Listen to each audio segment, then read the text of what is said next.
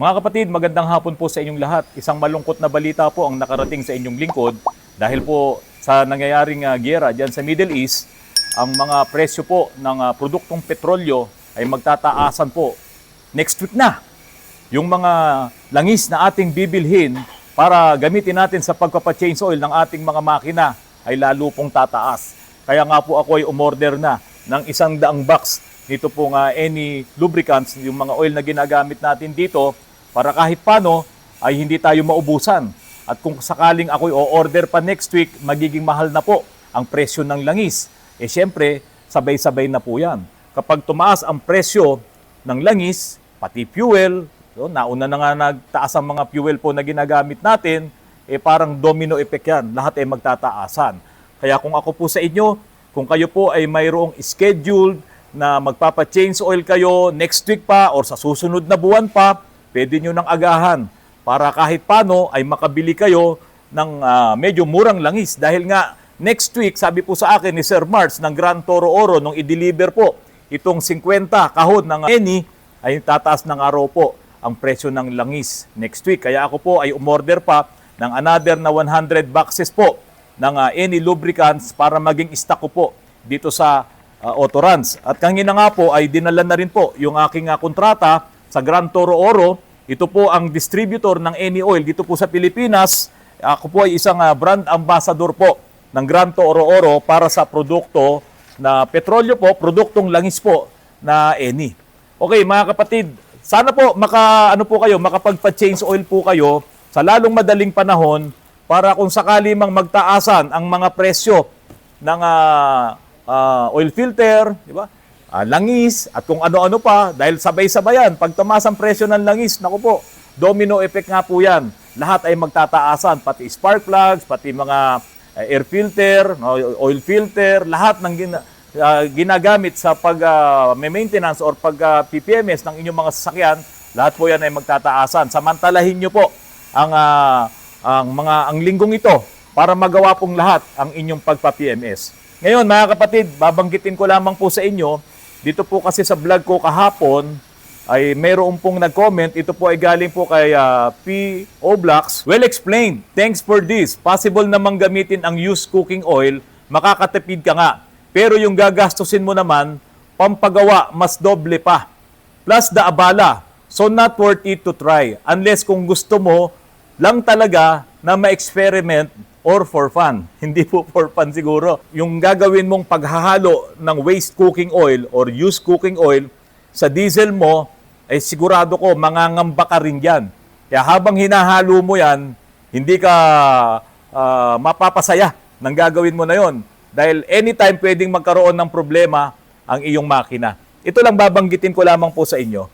Ito po yung resibo na ipinapadala sa amin ng Central Diesel kapag po kami ay nagpapa-flow test or nagpapa-rebuild ng mga injectors. So dito po, ipinapakita ni Central Diesel yung pong test result ng bawat injectors. Ito po ay simulation, computer testing para malaman mo talaga kung ang injectors mo ay may problema o wala.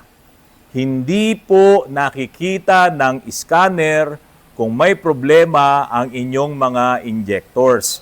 Unless sanay na sanay ka sa paggamit ng scanner at gagamitin mo ang data streaming katulad nito, doon sa gumaganang Ford Everest po na nandoon, sa Gawidon, gumagana po yon at kasalukuyan po ay nakakabit po itong aking scanner at binabasa ko dito yung mga trabaho ng mga injection, total fuel injection quantity for cylinder. Ayan, 1, cylinder 2, cylinder 3, cylinder 4. Walang sinasabi dito kung may problema ang injectors mo. Kaya nga po maraming nagiging issues na kung ano-ano yung pinapapalitan ng mga mekaniko. Halimbawa, nagkaroon siya ng low power, nagkaroon siya ng fuel NOx. Kung ano-ano yung mga pinapapalitan ng mekaniko, magpapalit ng SCB, magpapalit ng kung ano-anong pyesa, magpapalit ng common rail sensor, magpapalit ng map sensor.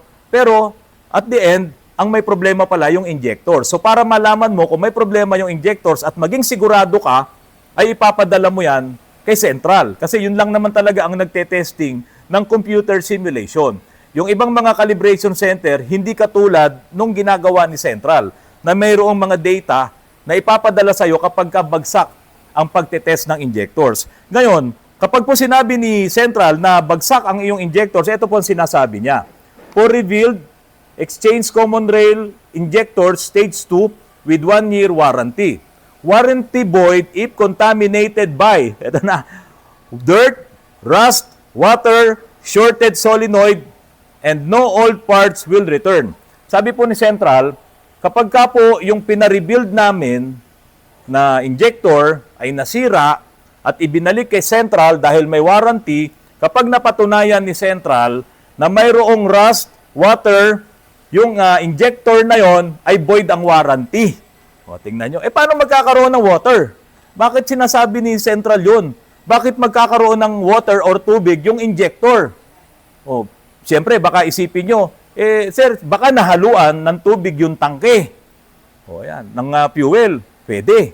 Pero alam nyo ba na kapag po nilagyan nyo ng cooking oil yung tangke ng inyong diesel, ay pwedeng yung used cooking oil na yon or waste cooking oil ay may tubig. Ito, tingnan nyo po ha. Babasahin ko na lahat yung pwedeng maging problema kapag hinaluan mo ng waste cooking oil or used cooking oil ang iyong diesel. Ito po ang nagiging problema kung gagawin nyo lang yan. Kasi kung filtered naman, dadaan sa proseso ang inyong waste cooking oil at iyan ay pinifilter ng malalaking mga petroleum manufacturers, ayan ay hinahaluan ng methanol, kaya nga yan ay nagiging biodiesel. Pero kung ikaw mismo ang maghahalo ng waste cooking oil or used cooking oil sa diesel mo, hindi yan na-filter ng maayos. Wala ka nung makina na yun. Hindi mo yun pwedeng gawin para masabi mong tama ang mixing mo ng diesel at saka po ng used cooking oil. Sabi po dito, key considerations for unfiltered waste cooking oil. While the sulfur content is low, using unfiltered used cooking oil possess significant engine risk. Ito na, high water content, unfiltered waste cooking oil contains water which can cause engine corrosion and microbial contamination. High viscosity, unfiltered waste cooking oil is much thicker than diesel which can lead to clogged fuel filters and fuel injector failure. So dito sa sinasabi ni Central, babagsak agad yan. Maboboid ang warranty mo kung nagpagawa ka kay Central, nagpa-rebuild ka ng iyong injectors, tapos ginamitan mo ng waste cooking oil, babagsak ka sigurado. Dahil meron niyang water content, yung waste cooking oil. Particulate matter, PM. Unfiltered oil contains food particles that can damage the fuel pump and injectors. Ito po Doon sa nagsasabi na napanood ko Roba yung video na yon. Ito ngayon, panoorin niyo ako. Unfiltered oil contains food particles that can damage the fuel pump and injectors. Ano pa? Acidity. Used oil can be acidic due to oxidation, potentially causing engine corrosion. O, tignan mo. Pagka hinalo mo yung used cooking oil na yan sa diesel mo, iyan ang mga pwedeng mangyari. Ngayon, ito yung susunod na nag-comment po kasi, ang sabi po niya, nakita niyo po ba yung video ni Jeep Doctor? Kaibigan ko po yan, si Jeep Doctor. Magkasama po kami sa Grand Toro Oro. Ano pong reaction niyo doon? 2 years na niya pong ginagamit yung used cooking oil. Doon sa yung engineer. 2 years na. Tapos nung iniskan niya, naka-green po yung ECM. Tapos nung pinabomba niya po is walang usok ang lumalabas. At tumatakbo po na 80 kilometers per hour. Ang halo niya po is 2 parts of diesel and 1 part of cooking oil. Bakit 80 kilometers per hour lang? Parang mahina yata yun. Dapat kung ano yung takbo doon sa diesel lang na kayang umabot ng 140, 150, dapat doon sa minix mo ay ganun din. So ibig sabihin, bumaba pala ng takbo mo, yung speed mo kapag hinaluan ng waste cooking oil. O baka naman nagkamali lang yung nag-comment po na ito. Ngayon, hindi ko na po pinanood yun. Kasi po, alam ko naman pong mali yun kung babasihan mo talaga yung technical specification nung kanilang ginawa na yon. So sa diesel, para makarating ka sa Euro compliance, no, yung Euro 5, Euro 4, no, ang dami pong tinatanggal diyan. Sulfur, binabawasan yan, may tamang amount lang ng sulfur kasi nga dahil sa environment. At halos lahat po ng mga makina natin ngayon, Dinesign yan, yung mga metals niyan, yung mga pyesa sa loob ng ating makina, pati yung mga injectors, pati yung mga fuel pump, nakadesign po yan sa mga ginagamit na rin po nating mga fuels. Yung diesel, saka yung gasoline. Ngayon, kung gagawa ka ng ganyang eksperimento, aandar po talaga yan. Mag-i-start pa rin ang engine mo. Kahit haluan mo ng kerosene yan, meron pa rin isang nag-comment, paano daw pag kerosene? Aandar pa rin yan. Siguro hindi naman bigla na isang buwan lang, isang taon lang, 2 taon lang masisira. Pero wala pong ibang pupuntahan yan kung hindi yan ay masisira dahil ginamitan mo po yan ng maling mixtures. No? Maling equation, maling combination, maling mixing na hindi talaga napag-aralan. Kaya nga po sabi ko kung totoo na maganda yung ginamit na yan ng engineer na pinagmix niya, yung diesel saka yung waste cooking oil, hindi niya mauunahan yung mga malalaking petroleum producers, gagawin nila yan. Baka may kakatok sa bahay natin at bilin ko na lang yung luma yung waste cooking oil nyo, yung used cooking oil nyo, bilin ko na lang yan. Diba? Parang ganun, para maipon niya lahat yung waste cooking oil at gagawa na lang siya, magmimix na lang siya, okay na, may biodiesel na siya. Hindi po ganun yun. Para makuha mo yung tamang timpla ng biodiesel at makapasa ka sa Environment Protection Administration, sa lahat, sa buong mundo, kailangan mong dumaan sa proseso. At yung proseso na yon ang nagpapamahal pa nga din dyan sa mga biodiesel po na yan. Hindi pwedeng basta ka lang magmi-mix. Babalikan ko lang po ulit itong comment po ni Checks This Out TV. Ayan. Sabi po niya, at tumatakbo po ng 80 kilometers per hour, ang halo niya po is 2 part of diesel, 1 part of cooking oil. Pinabomba niya po is walang usok ang lumalabas. O, di ba? Walang usok. Kasi nga, hindi maganda siguro yung pagmimix. No? Kulang talaga yung anghang or kulang yung tapang ng diesel mo. Kaya nga siguro 80 kilometers per hour lang. Ganun lang naman sa sa stoichiometry, no? Kung mataas, kung rich ang diesel mo at kulang yung hangin, uusok ng itim yan. No? Kung lean naman ang diesel mo at malakas ang hangin, marirevolusyon mo pa rin yan. Pero doon sa takbuhan na mabilisan, kakapusin yan. O kaya doon sa akyatan, pag may heavy load, kakapusin yan kapag lean naman ang mixtures mo. Doon malamang ang nangyari doon, lean. Bakit? Ang plus point po ng cooking oil, ang plus point niya nasa mga 300 plus, to 400 to 500. Ano ba yung plus point? Yung init yun kung kailan talaga siya sisiklab. Samantalang ang diesel ay 50 degrees Celsius. So pag-compress ng ating piston doon sa cylinder, kukompress siya, mag-iinit yun, law of thermodynamics, anything na kinukompress mo, umiinit, pagdating doon sa 50 degrees Celsius, magkukumbas ngayon yung diesel. Hinaluan mo ngayon, pinatabang mo yung diesel mo, dahil gusto mong makatipid, hinaluan mo ng waste cooking oil, mataas ang plus point yun. Kaya nga ganun, naging lean ngayon ang mixture mo, kaya walang usok. Di ba? At tatandaan nyo po, kahit nasira ang injectors mo, hindi yan mababasa, hindi yan magche-check engine sa scanner. Unless talagang hindi na bumubuga yung injectors mo. Ayan, may makikita ka dyan. Pero hindi talaga ituturo yung check engine, yung DTC na yon, yung diagnostic trouble code na injectors ang may problema. Pwedeng masasabi lang, may misfire, no? Ayan, makikita yan sa scanner. Ngayon, sabi po nung nag-comment, wala daw pong nakitang pula. Green lang daw po. Ngayon papakita ko po sa inyo, kahit ito naman So kung may problema, yung engine, may ma-scan tayong DTC, Diagnostic Trouble Code, hindi po talaga mag-green yan. Pero merong isang nakapula, yung BCM, yung Body Control Module. O gusto nyo bang makita kung ano laman ng nakapula na yan? Ayan po, Left DRL Daytime Running Light. No? Ayan, Front Left Position Lamp. So iyon ay sa ilaw. Kaya nakapula yung ating scan na scan dito. Ayan, pula yung sa BCM, Body Control Module. May kinalaman doon sa electricals po yun. Pero dito, wala ring makikitang problem doon sa PCM kung saan nandoon din yung mga injectors. So kahit nagamitan mo pa ng sobrang gandang scanner ang iyong engine na mga naka-common rail, kung may problema man ang injectors niyan, kung mahina ang delivery niyan, hindi mo basta-basta yan mababasa sa scanner. Kaya nga tayo nagpapatest kay Central. Yan. Di ba? Siya ang magsasabi kung ang injectors mo ay nandoon sa failure stage. O katulad yan, naka-X yan. O, di ba? Nakalagay dito, low delivery. Ito po. Ayan. Testing done, all failed, low delivery test result. Hindi po yan kayang gawin ng scanner. Kaya nga po, kung halimbawa, imimix mo yung cooking oil na yan, dahil may nakita kayong gumagamit niyan, nirevolusyon, walang usok, kasi nga, lean matabang yung fuel mo. Di ba?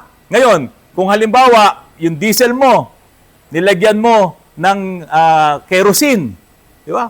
Naku, magiging magiging rich yan kasi napakatapang ng kerosene. Mababa ang plus point nun. Delikado naman yan doon sa misfire. Kasi dapat hindi pa siya sasabog, no? Sumasabog na siya, nagkukunbas na siya dahil nga hinaluan mo ng kerosene. Saka delikado mga kapatid. Kapag hinaluan mo ng kerosene ang diesel mo, yun ay matapang ang kerosene. Pinanlilinis nga natin ng grasa yan, di ba? Halimbawa, nagrasahan ng kamay mo, lagyan mo ng kerosene, pinanlilinis mo yan Napakadelikado nun sa loob ng iyong mga injectors. Mayroong mechanical part sa loob ng injectors mo na hindi siya pwedeng pasukan ng anything na parang alcohol or gasolina or kerosene. Mababawasan yung lubrication. Kailangan niya yun, yung lubrication na yun. At pag nabawasan yung lubrication dun sa loob, dahil ginamitan mo ng kerosene, dinagdagan mo ng kerosene ang diesel mo, kaya niya ngayong sirain yung mga internal parts ng iyong mga injectors. Kasi po, yung diesel ang nagsisilbi din na lubricant ng iyong mga injectors.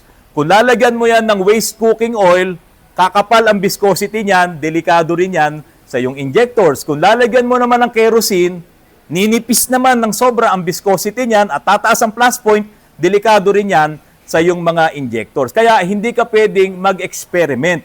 Hindi ka pwedeng gumawa ng sarili mo lang timpla para gamitin mo sa iyong fuel na magpapatakbo ng fuel system ng iyong makina.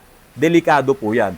Ibase na lang natin yan sa talagang mga nag-aral. Sa design po ng lahat ng gumawa ng mga makina, yung mga sasakyan na meron tayo, lalong-lalo na po sa diesel, wala ni isa ang magsasabi na pwede mong haluan ng waste cooking oil ang iyong diesel fuel. Wala po. Ang meron Ang meron po yung mga waste cooking oil na yan, dadaan, ipifilter yan, i-distill yan para magamit siya na biodiesel pero hinahaluan ng methanol. Hindi mo na kailangang haluan yon ng diesel fuel. Yon ay biodiesel talaga na nabibili na natin sa mga gasolinahan. Pero yung diesel mo, hahaluan mo ng waste cooking oil, hahaluan mo ng kerosene, delikado yan para sa ating mga makina. Delikado yan para sa ating mga bulsa. Kasi po, napakamahal ng magpa-rebuild po ng injectors, napakamahal ng fuel pump, napakamahal ng mga sensors, pati yung common rail, para lang dyan sa ganyang experiment na walang basihan. Kaya po, ako na po magsasabi sa inyo, kung gagayahin nyo yan, mag-abang kayo ng pagkakagastusan nyo. Sa totoo lang, kapag po nasira ang inyong mga injectors, dadami ang gagawin namin. Pati yung ibang mga shops na nandyan, maraming kikita sa amin. Kayo po ang kawawa, ang mamahal ng mga injectors na yan para dahil lang dyan sa napapanood nyo po na yan. Kaya po mga kapatid, patuloy po tayong manood ng aking mga vlogs. I-share ko po sa inyo ang mga kaalaman na ganito base sa science, base sa technicals po talaga ng mga yung mga lubricants na yan, yung mga fuels po na yan, at base din po yan sa mga experiences po natin dito po sa Autorans. Maganda po ang aming mga uniform na gagamitin sa mga susunod na araw. No? Ito na po ang t-shirt na isusuot po ng aming mga mekaniko, aming mga staff dito po sa Autorans. I Ride. Yan, galing po ito sa Grand Toro Oro. Wala na po yung aming lumang mga Repsol na t-shirt. Ito na po ang aming mga gagamitin. Maraming salamat po. Magandang hapon sa inyong lahat.